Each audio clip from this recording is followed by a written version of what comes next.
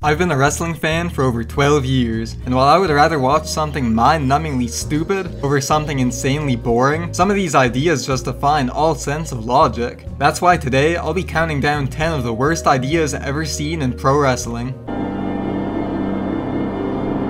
Number 10. The Raw Anonymous General Manager. Most wrestling shows have a general manager, otherwise known as someone who books matches. From June 2010 to October 2011, the WWE writers didn't know who should run the show. Their solution was an anonymous general manager who would send emails to a computer that announcer Michael Cole would read from. Couldn't he be the new GM? I mean, he's right there. After over a year, the disappointing payoff to this storyline was that it was a leprechaun named Hornswoggle the entire time. A former writer recently revealed the original GM was supposed to be Triple H, which would have been much better than this shit. Number 9. $1 Million Mania. In early 2008, Vince McMahon was desperate to attract higher ratings to Raw. He came up with $1 Million Mania, a contest where he would phone fans on live TV and give them the chance to win up to $1 million.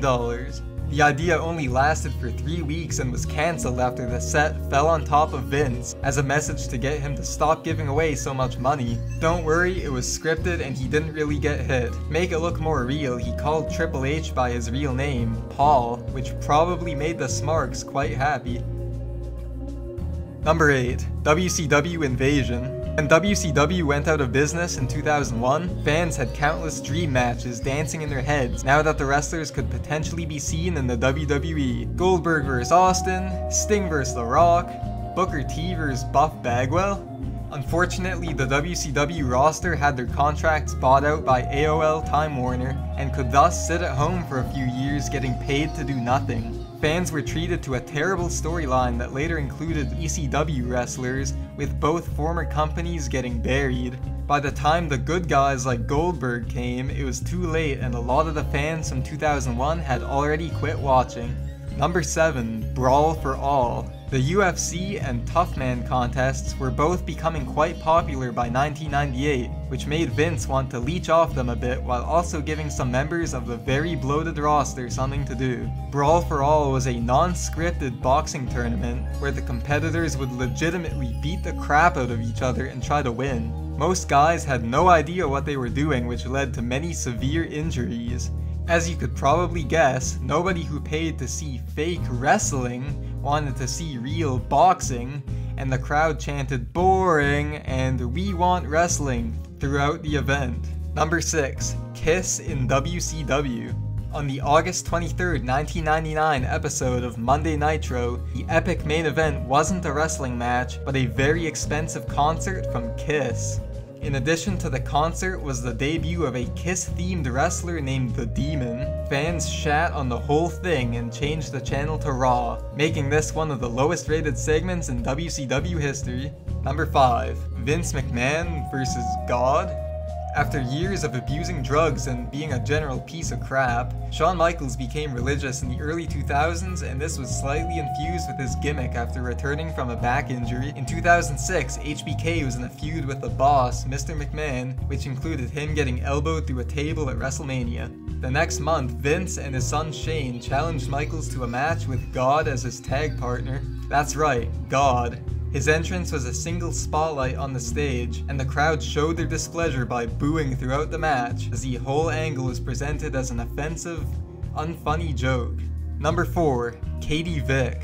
Triple H began a feud with Kane in 2002 by asking him if the name Katie Vick meant anything to him. We later found out that this was Kane's girlfriend who was killed when he drove drunk many years ago. Triple H once wore a Kane mask while humping a fake corpse, and there was a video of Kane getting an enema while wearing paper cutout masks of Triple H. This necrophilia angle that even Jerry Springer would reject is frequently listed as the worst storyline to ever happen in WWE. Number 3. Muhammad Hassan was an Arab American wrestler whose gimmick was that he was sick of being stereotyped as a terrorist after 9/11. He was a heel because of this, despite that point of view making complete sense. After less than a year in WWE, Hassan was quickly placed into a feud with Undertaker. SmackDown was a taped show, and the episode recorded for July 7th, 2005 featured Hassan summoning 5 masked men to beat Undertaker with clubs and choke him out with piano wire.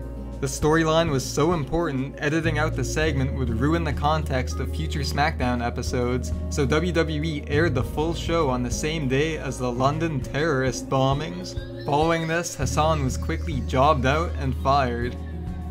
Number 2. Mr. McMahon limo explosion. In June 2007, Vince wanted WWE to have their own version of Who Shot JR. Instead of getting shot, he closed Raw by getting into his limousine filled with explosives. A few fans in the arena thought it was real and called the police. I remember being kind of interested in what was gonna happen, although the entire thing was scrapped after Chris Benoit's death was announced a week later.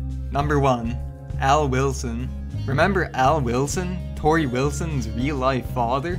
He was part of one of the worst storylines in history. Starting in late 2002, Dawn Marie tried to marry him, which disgusted Torrie. She wanted to use Al as a bargaining chip to get Torrie, who she had a weird lesbian crush on, frequently saying the marriage would be called off if Torrie slept with her. The angle was about 10% horrible acting and 90% porn substitute. After a lot of lesbian moments within a soap opera, Dawn Marie and Al got married anyway. Al later died from too much sex on their honeymoon, and we were subsequently treated to some of the most boring matches of all time. So what was the worst moment in wrestling history? Leave a comment down below. Don't forget to like the video if you enjoyed it, subscribe for more videos, and feel free to leave me suggestions for future topics in the comments.